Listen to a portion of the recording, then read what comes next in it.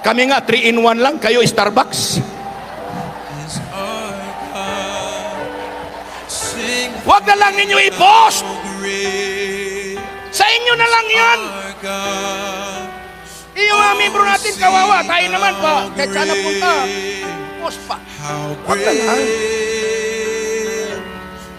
Salamat sa magsabing tama. Sa mga tinamaan, sabi din yung tama yon. Walang bawal dyan. Walang bawal dyan. Gusto mo yan eh, bro. Sabi ko nga sa meeting namin noong nakaraan, sabi ko, alam nyo, itong harvest natin, lahat ng ating Facebook accounts, pages natin, ilagay yung puro baptism.